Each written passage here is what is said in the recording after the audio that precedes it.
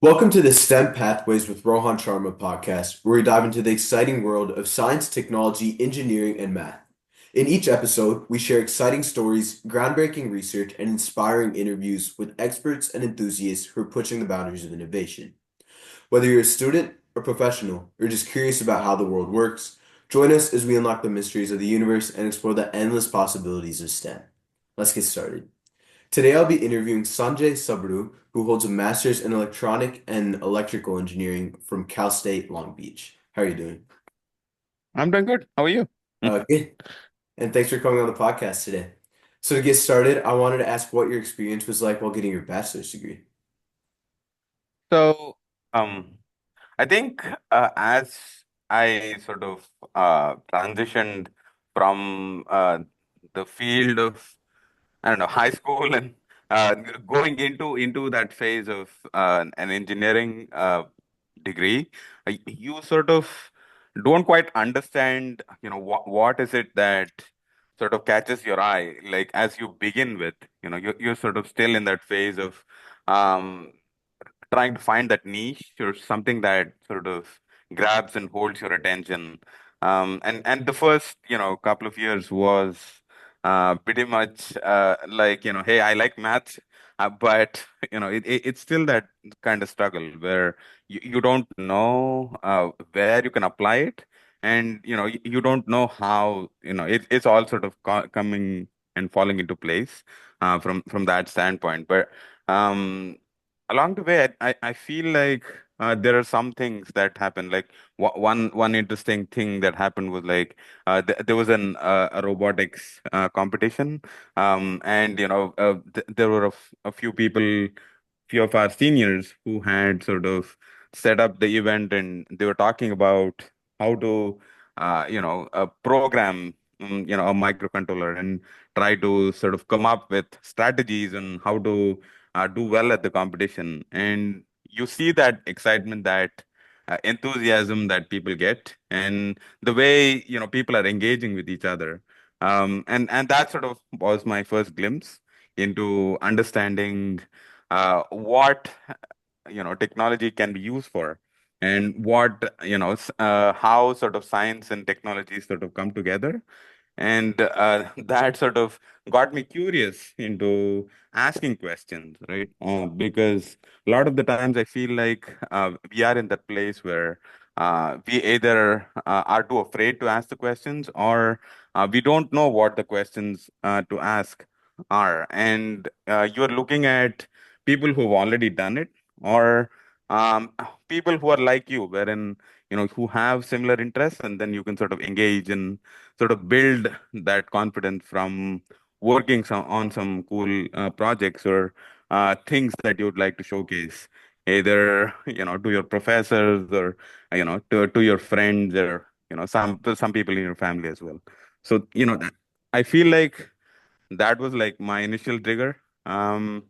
Yeah, so that's something that comes to my mind. So yeah. Yeah. So, when did you decide you want to get a master's and what was your experience like there?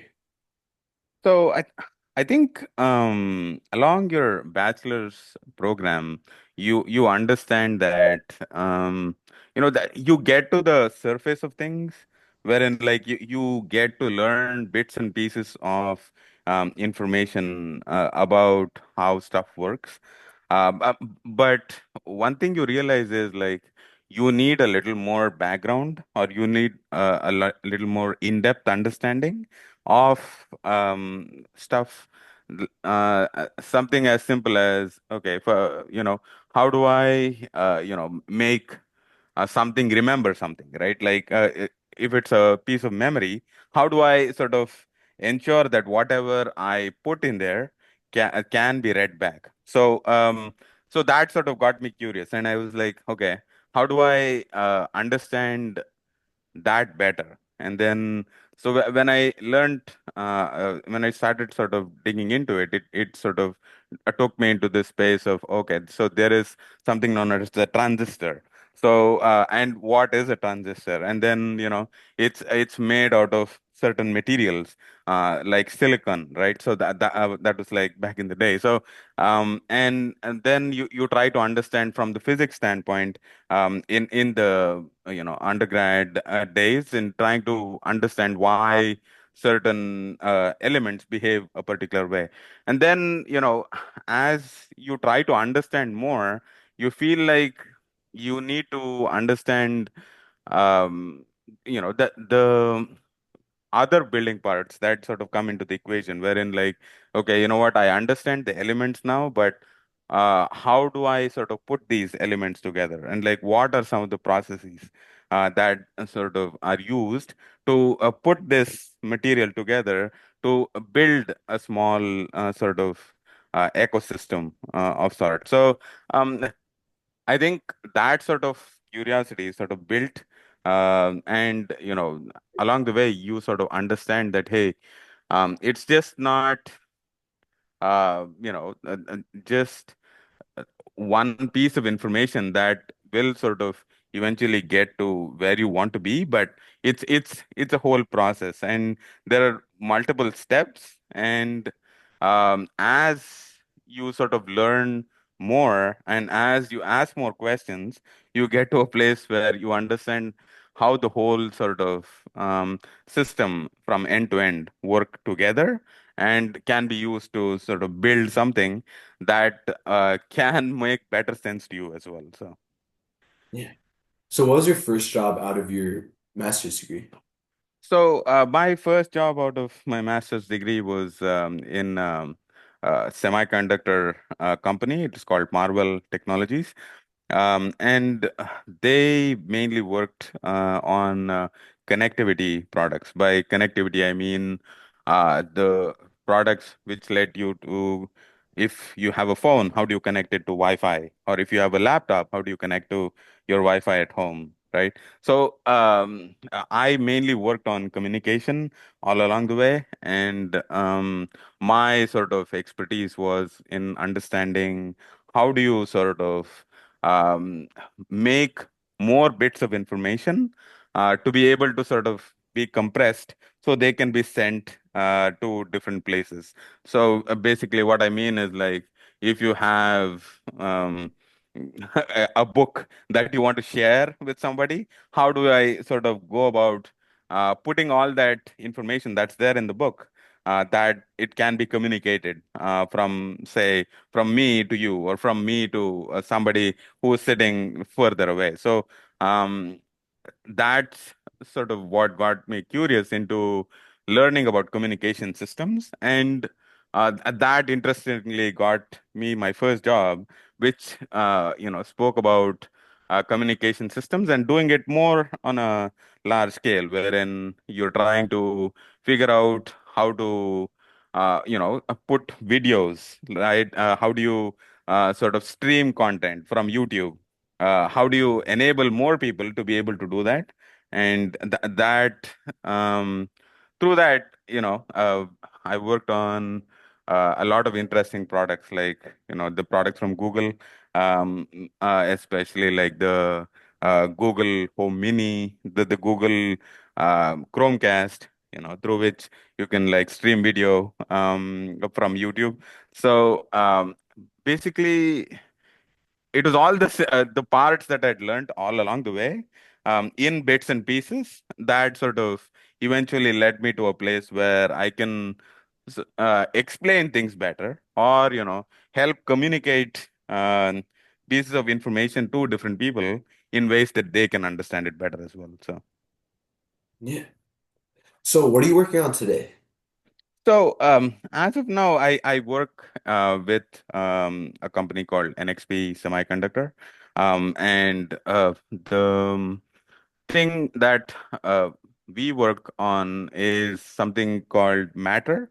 So matter is, um, to explain it in simple terms, uh, today we have various ecosystems, right? You have a Samsung phone, you have Samsung devices, you have Apple phones, you have Apple devices, you have like Google phones and Google devices, right? So, and it's very hard for people to sort of interact with each other.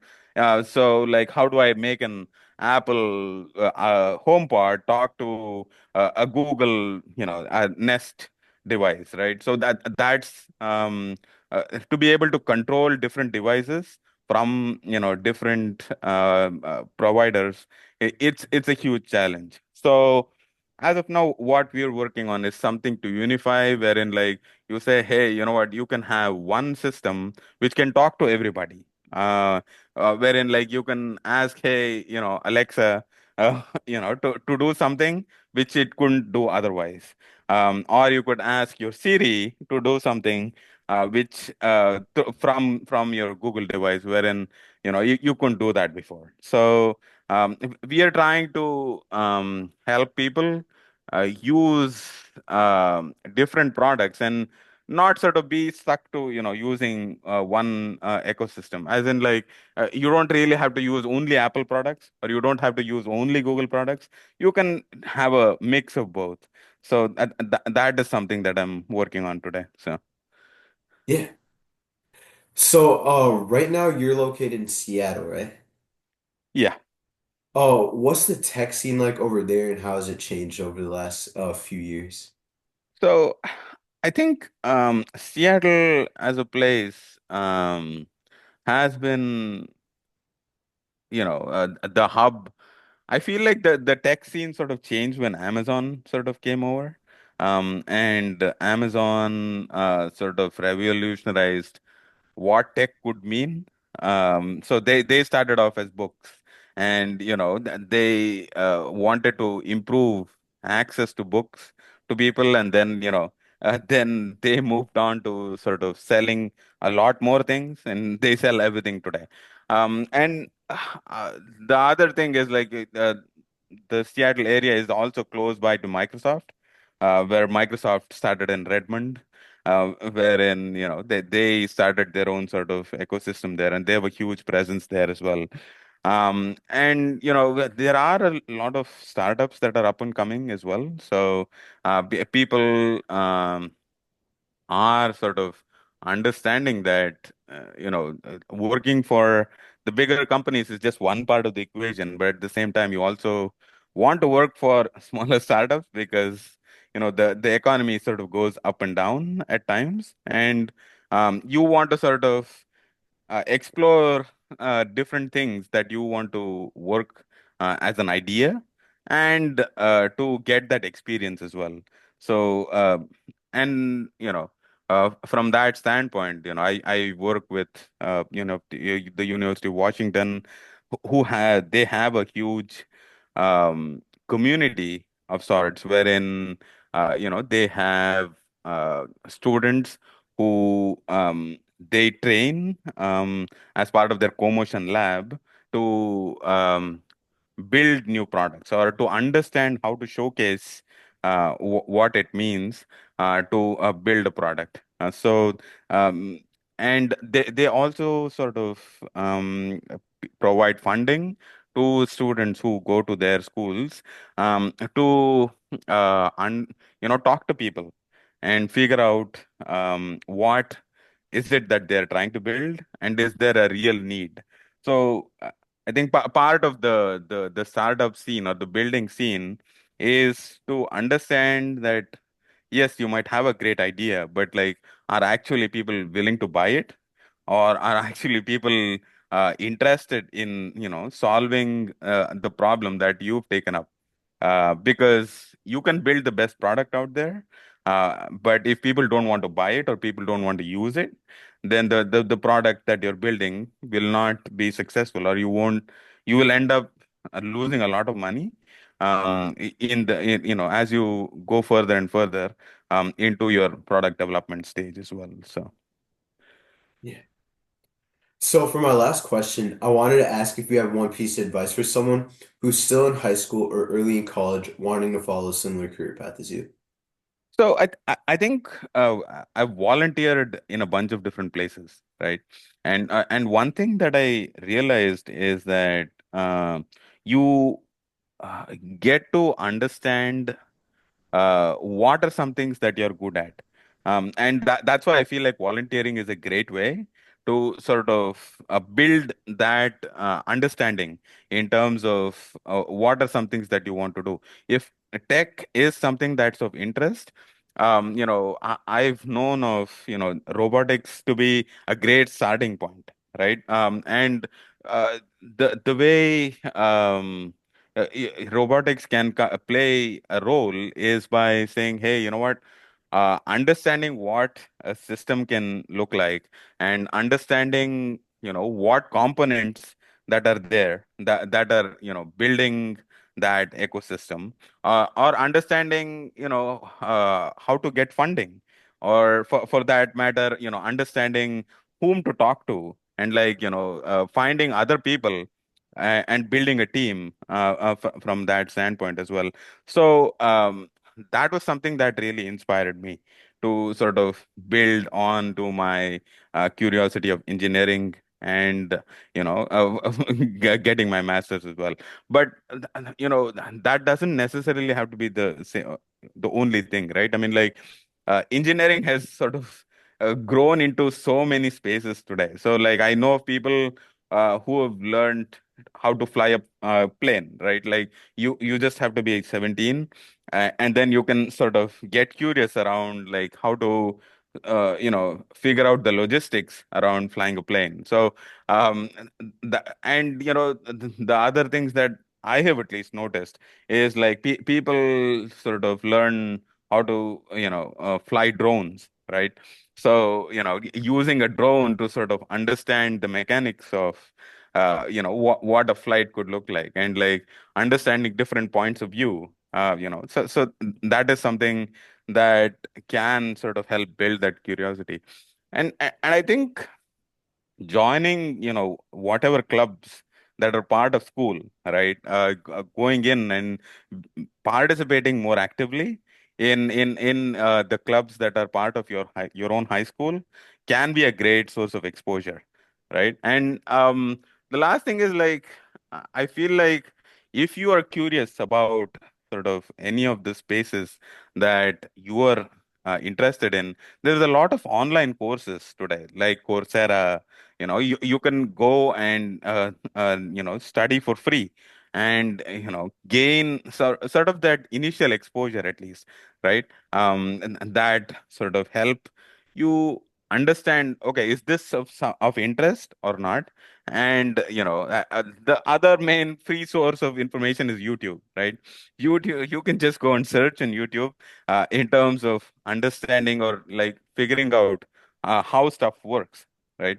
And one thing that sort of got me more curious, or trying to understand more things, was, uh, it's ironic. I'd say TV because, I watch a lot of National Geographic, or, the Discovery Channel. And that sort of helped me put more, I don't know, things in place, saying, okay, you know what? I don't understand everything, but I'm curious now, and this made me understand better, or this helped me understand better, in terms of you know uh, how things are, or why things work the way they do. So and that definitely helped for me. So Yeah. All right then. Thanks for that great piece of advice for coming on the podcast today. yeah, thank you.